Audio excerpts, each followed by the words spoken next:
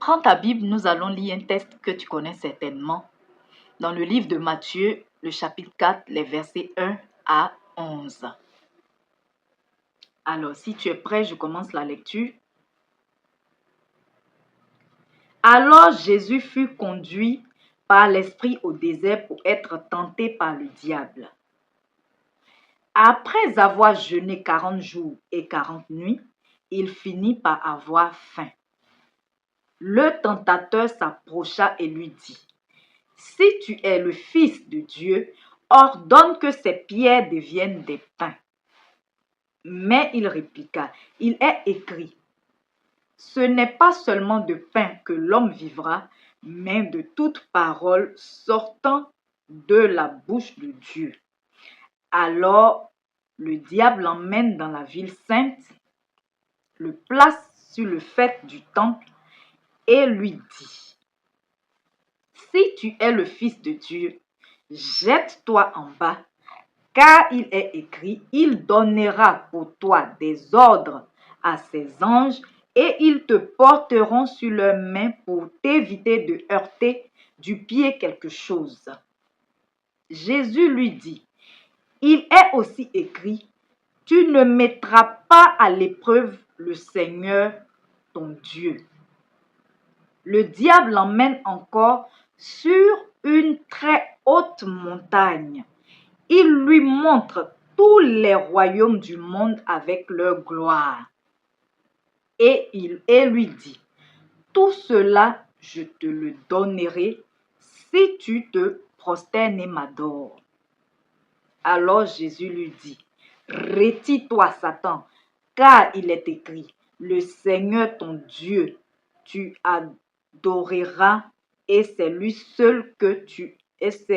seul que tu rendras un culte. » Alors le diable le laisse, et voici des anges s'approchèrent et ils le servaient. Nous rendons grâce à la parole de Dieu. Nous bénissons Dieu pour son nom et pour sa parole, sans laquelle il ne fait rien. Amen.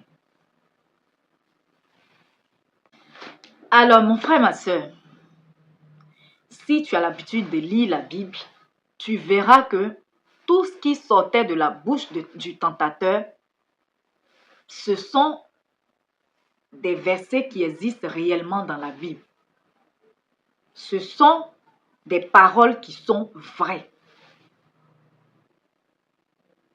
Donc, ce qui veut dire que l'ennemi, il connaît aussi la parole de Dieu. Alors, si toi, tu ne la connais pas, c'est très grave. C'est très grave parce que si l'ennemi, lui, il la connaît et que toi, tu ne la connais pas, comment pourras-tu te défendre comme Jésus? Parce que si tu as bien remarqué avec moi, Jésus, il s'est défendu avec quoi? Aussi avec la parole. Il n'a pas présenté le jeûne et la prière, les 40 jours qu'il a passés dans le désert. Ce n'est pas ce qu'il a mis en avant quand le tentateur est venu le tenter. Mais il l'a répliqué avec la parole de Dieu. Ce qui montre l'importance de la parole de Dieu, l'importance de la connaissance de la parole de Dieu pour nous qui sommes enfants de Dieu, parce que c'est avec cette parole-là que nous pourrons résister à l'ennemi et le chasser loin de nous, comme nous le dit la Bible. Soumettons-nous à Dieu, résistons au diable et il s'enfuira loin de nous, comme Jésus l'a fait. Jésus qui est notre modèle. Donc ça, c'était le résumé du texte que nous venons de lire. Maintenant, nous allons aller en profondeur. Il est vrai que tout ce que le diable disait était la vérité. C'était vraiment la parole de Dieu. Mais avec quelle motivation est-ce qu'il prononçait ces paroles? Dans quel but? En tout cas, pas dans un très bon but, parce qu'il prononçait ces paroles pour faire pécher Jésus. Donc, en toute chose, nous devons chercher la motivation. Quand une personne semble te faire du bien, une personne semble poser un bon acte à ton égard, il faut savoir dans quelle motivation.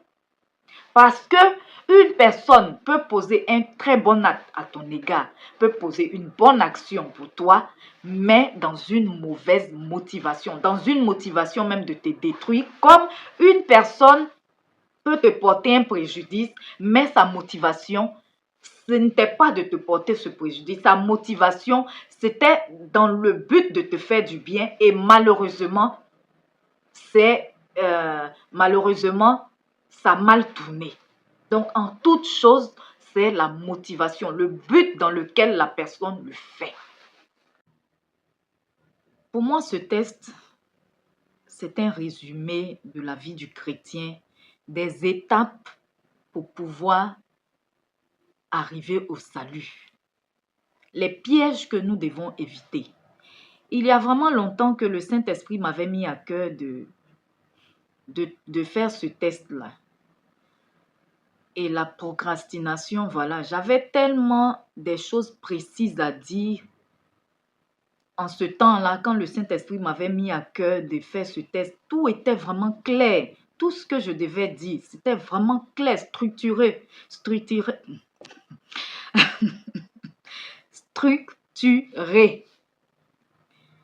Et voilà, procrastination sur procrastination.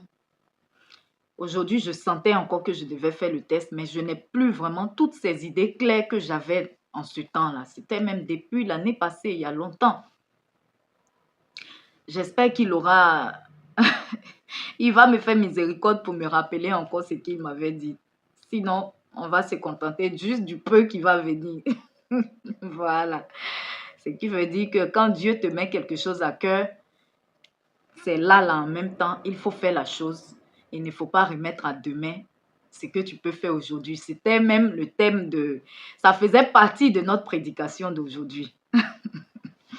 Voilà, donc, comme je disais, ce test, nous voyons un peu les étapes. Jésus, il a été conduit dans le désert. Il a fait 40 jours de jeûne et de prière. C'est pour te dire que je sens que ça vient. Oh, Saint-Esprit, merci. Pardon, continue comme ça. Faut pas me mettre la honte, s'il te plaît. Voilà, donc c'est pour te dire que ce n'est pas parce que tu es rentré en jeûne, prière, bombardé, prière de feu, combat, tu as tout fracassé, tout bousillé, que le diable va avoir peur de toi. Parce que le diable, même dans la présence de Dieu, même quand les fils de Dieu se réunissent, lui aussi, il s'en va là-bas pour accuser, pour nous accuser. Donc, c'est-à-dire quand une personne aime beaucoup accuser, faites attention, vous qui aimez beaucoup accuser les gens, beaucoup critiquer les gens, faites attention de savoir si ce n'est pas le ministère de Satan que vous êtes en train d'accomplir, parce que dans la Bible, il est dit que c'est Satan qui aime nous accuser. C'est Satan qui accuse nos frères et sœurs. Souvenez-vous de Job. Satan allait jusqu'à dans la présence de Dieu pendant que les fils de Dieu étaient réunis pour accuser Job, le pauvre qui n'avait rien fait. Donc, ce n'est pas parce que tu as fait 40 jours, 50 jours de jeûne, de prière, tu n'as rien mangé, rien bu, que le diable aura peur de toi. La preuve, il connaissait l'identité de Jésus, mais ça ne l'a pas empêché de venir dire tout ça à Jésus, de venir tenter, de venir essayer de faire tomber Jésus, de venir essayer de faire pécher Jésus. Et surtout, remarquons, le diable est venu quand? À quel moment? Quand Jésus était faible. Lorsque Jésus a fini son jeûne, il a commencé à avoir faim. Il dit, voilà le bon moment. Là, certainement, vu qu'il est faible, il va céder à la tentation. Donc, nous devons beaucoup faire attention. Lorsque nous rentrons en jeûne et en prière, ce n'est pas pendant le jeûne et la prière que l'ennemi va venir t'attaquer. Mais c'est au sortir. Dès que tu dis tu as fini, j'ai fini mon jeûne, j'ai fini ma prière. Dès que tu sors, c'est là il va venir t'attaquer. Et il vient par quoi? par ta faiblesse. L'ennemi ne viendra jamais nous attaquer par ce qu'on n'aime pas ou par là où on n'est pas faible. Il nous étudie, il envoie ses démons, ses esprits être à notre tous parce que lui, il n'est pas omniprésent, il n'est pas omnipotent. Il ne peut pas être partout en même temps, il ne peut pas tout savoir en même temps. Et il a beaucoup d'agents, des démons et tout ça qui l'emmènent pour surveiller les gens, pour avoir des informations. Donc, ils nous connaissent. Ils connaissent notre faiblesse. Il sait que toi, par exemple, ta faiblesse, ce sont les femmes. Tu finis de jeûner, de prier. La femme, peut-être que tu convoitais il y a longtemps. La fille, même, tu l'as convoitée il y a longtemps, tu l'as oubliée. C'est en ce moment-là que la fille, là, il aura maintenant les dispositions pour que la fille, là, soit devant toi. Il sait que toi, tu aimes la colère. Tu es coléreux. Tu ne peux pas, quand il y a une situation, tu ne peux pas te retenir. Dès que tu sors de ton jeûne, de ta prière, c'est là que quelqu'un va te faire un petit truc et puis tu t'enflammes. Et puis peut-être la bénédiction qui était prévue pour toi, il va retarder ça. Ou ça sera bloqué. Donc, faisons beaucoup attention. L'ennemi, il nous attaque surtout quand nous sommes dans des moments de faiblesse. Comme il a fait avec Jésus. Quand Jésus a eu faim, quand on a faim, on cherche quoi? La nourriture. Il vient dire à Jésus, lui-même, il sait très bien que Jésus est le Fils de Dieu. Mais il dit à Jésus, si tu es vraiment fils de Dieu, c'est pourquoi moi, souvent, même quand je vois sur les réseaux, les gens disent, si Dieu t'a béni, si Dieu a fait ceci, si, quand le si là, je vois là même là, moi, je ne réponds même pas. Je passe même mon chemin. Parce que ici, là, nous n'avons que des si de l'ennemi. Si tu es fils de Dieu, entends, il sait, est-ce que nous avons besoin de prouver notre identité? Est-ce que tu as besoin de prouver que tu es le fils de ton père ou bien le fils de ta mère pour que tu sois réellement le fils de ton père ou de ta mère? Jésus connaît son identité. Jésus connaît son identité, donc il n'a pas besoin de prouver ça à qui que ce soit. Et c'est dans ces pièges-là que nous tombons souvent. Quelquefois, l'ennemi, parce que et nous, comment on comprend ça? On ne va pas comprendre ça comme une tentation, mais on va se dire que, voilà, il veut connaître la puissance de mon Dieu. Moi, je vais invoquer la puissance de mon Dieu. Je vais te montrer que mon Dieu est puissant. Ce n'est pas partout qu'on doit répondre. Ce n'est pas partout qu'on doit répondre. Ce n'est pas à toutes les provocations qu'on doit répondre. Ce ne sont pas tous les combats qu'on doit mener. Ce n'est pas toute chose qu'on doit prouver. Il sait que Jésus a faim, il vient lui parler des pains. Parce que quand on a faim, c'est la nourriture, on a besoin de nourriture.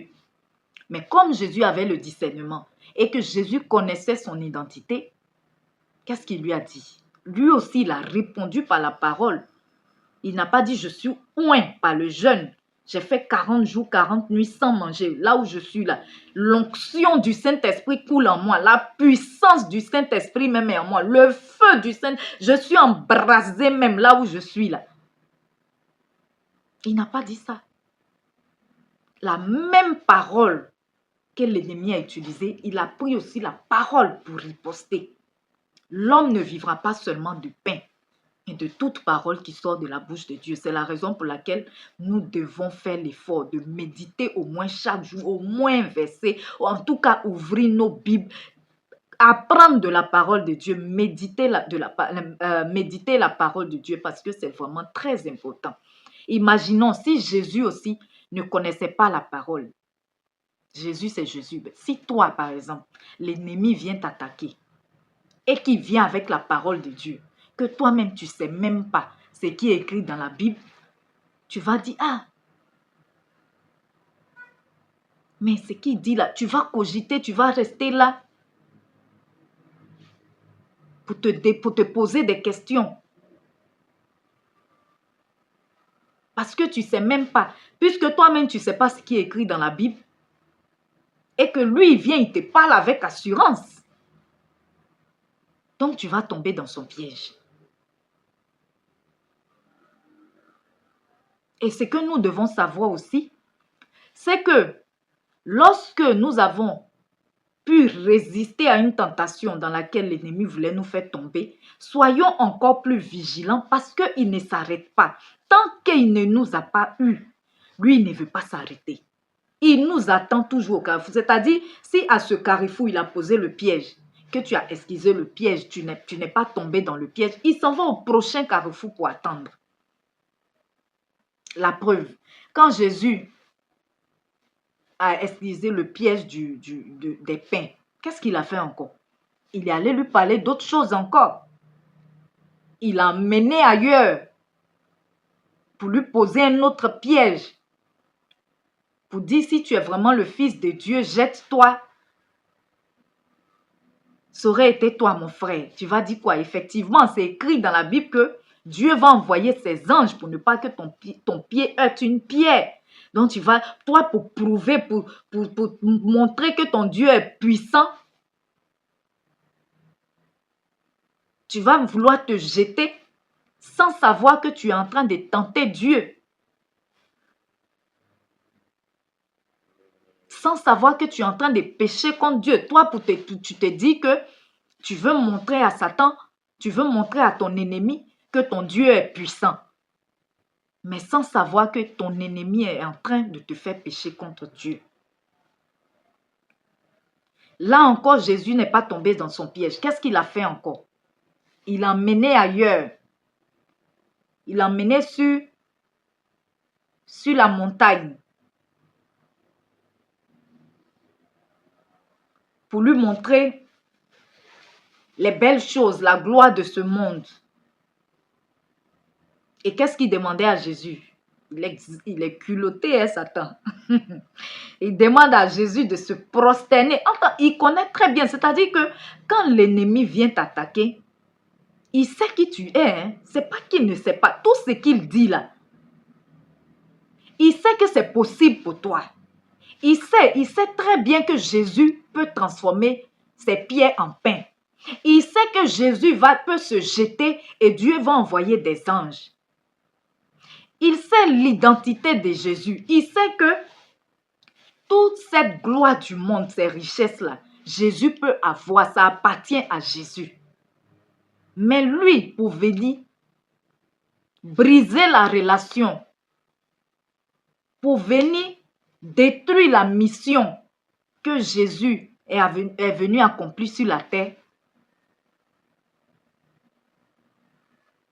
il va venir lui faire ça d'une autre manière qui ne plaira pas à Dieu. Et c'est ainsi que plusieurs, sans connaître leur identité, parce que c'est ça le problème. Il y a une abonnée même sur TikTok qui m'a demandé de faire l'identité du Christ, une vidéo,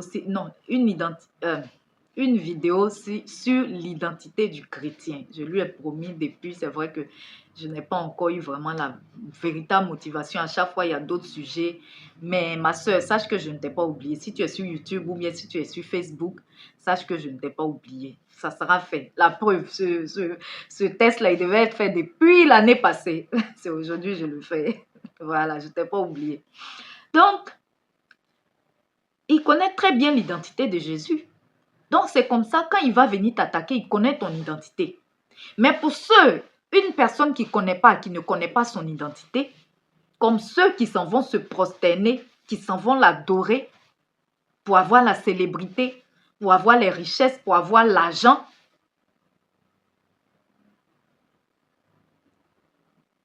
il leur donne en fait ce qui leur était déjà dû. C'est-à-dire que ces choses-là étaient déjà prévues dans la vie de ces personnes-là. Mais ce n'était qu'une question de temps. Et l'ennemi, lui, il se presse, parce que lui, il est toujours pressé. Il se presse pour aller te faire croire que lui, il est capable de te donner ce que tu as même déjà, ce que Dieu t'a déjà donné. C'est comme, par exemple, un enfant, malheureusement, je touche du bois, bon, comme ça, hein, je ne dis pas le nom de quelqu'un, qui perd son parent, qui perd, par exemple, un de ses parents, qui est orphelin ou qui perd ses parents. et ses parents avaient des biens. L'enfant unique, à qui revient les biens? À l'enfant. Et il a un oncle, une tante qui vient lui dire, pour que je te donne les biens que tes parents ont laissés, voilà, tu dois faire ceci pour moi, tu dois faire cela pour moi, qui pose des conditions à cet enfant-là. Alors qu'en réalité, ces richesses-là reviennent de droit à l'enfant. Mais la tante ou l'oncle vient lui poser des conditions pour pouvoir lui donner des biens qui lui appartiennent déjà. Et c'est comme ça l'ennemi fait avec nous. Et il y a plusieurs qui tombent dans ce piège-là, qui ne connaissent pas leur identité. C'est la raison pour laquelle nous devons connaître notre identité en Christ. Parce que quand tu ne connais pas ton identité, l'ennemi va te malmener et il va faire de toi ce qu'il veut. Jésus connaissait son identité. Il a résisté jusqu'à la fin, jusqu'à ce que l'ennemi se fatigue.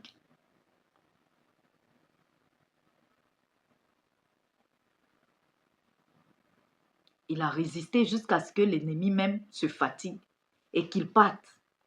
Et quand l'ennemi s'est retiré, qu'est-ce qui s'est passé? Les anges sont venus servir Jésus. C'est-à-dire le pain que Satan voulait lui donner de manière prématurée. La gloire qu'il lui promettait. Les anges de Dieu, parce que Jésus a obéi à la parole de Dieu. Les anges, Dieu a envoyé ses anges pour servir Jésus.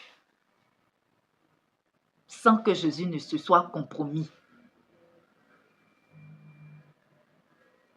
Et c'est ainsi que nous devons marcher. Parce que là, c'est vrai que c'est dans le texte, on dit il s'est éloigné et les anges sont venus le servir.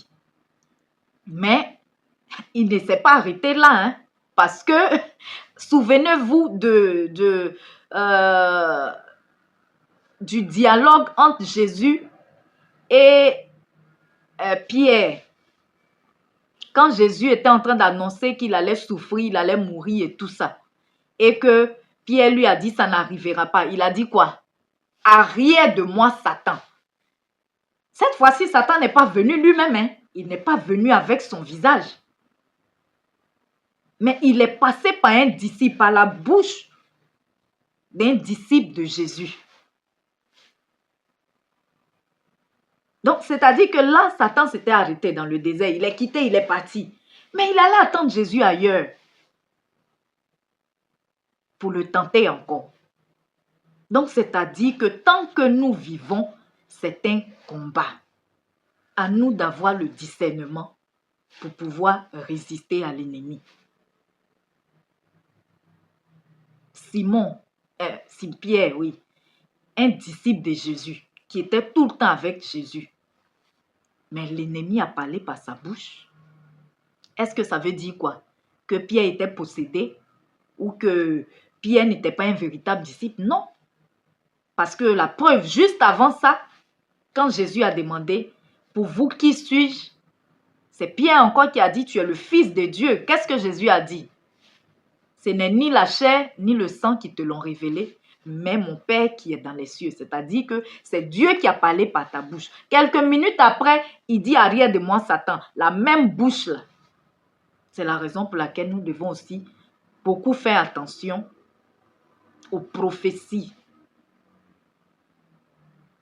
Nous devons beaucoup faire attention. Et ce n'est pas parce que peut-être un prophète t'a donné une prophétie, ça ne s'est pas accompli. Il y a plusieurs raisons même pour lesquelles ça peut ne pas s'accomplir. Mais ce n'est pas parce que ça ne s'est pas accompli que c'est forcément un faux. Il peut arriver aussi par des moments de distraction, de confusion, que des prophètes, des hommes de Dieu peuvent donner des paroles qui ne viennent pas de Dieu, mais qui viennent de l'ennemi. La preuve avec Pierre. Donc l'ennemi, ce que nous devons savoir, l'ennemi ne se lassera jamais de nous attaquer. Il ne se lassera jamais de vouloir nous faire pécher. Il ne se lassera jamais de vouloir briser notre relation avec Dieu. Parce que c'est ça son but. Quand l'ennemi fait que tes collègues te détestent, ton patron te déteste, que tu perds ton travail, ce n'est pas parce que lui, il va aller travailler pour toi. Non. Il ne va pas aller travailler pour toi. Ce n'est pas ton travail qui l'intéresse. Quand il fait que ton mari te chasse ou que ta femme te quitte, ce n'est pas parce qu'il veut venir prendre la place de cette personne dans son foyer. Quand il fait que tu perds ton argent ou tu travailles, tu n'arrives pas à garder de l'argent. Tu n'arrives pas, ta vie n'évolue pas, ta vie est bloquée. Ce n'est pas parce qu'il veut prendre de l'argent, il veut avoir cet argent que tu devais avoir. Non, ce qu'il cherche, c'est de briser notre foi. La cible de l'ennemi dans notre vie, c'est notre foi. Il veut détruire notre foi. Il veut briser la relation que nous avons avec Dieu. Voici son but.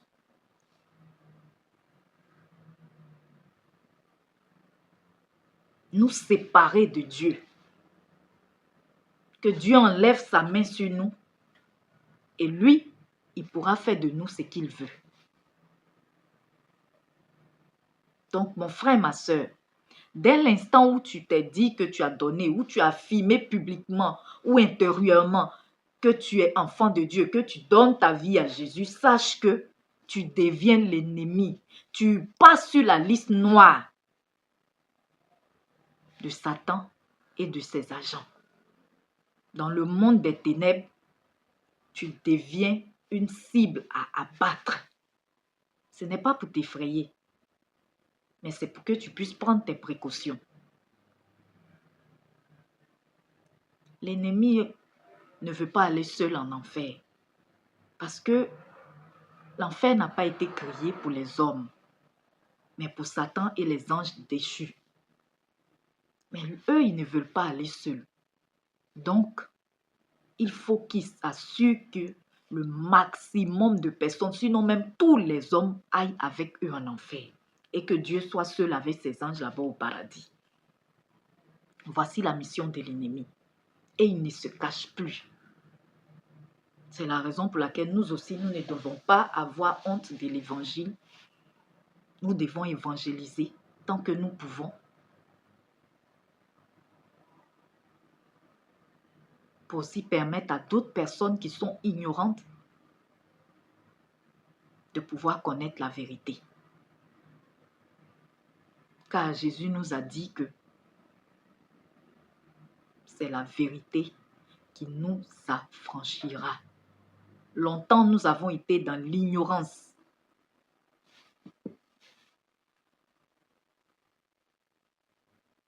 Il est temps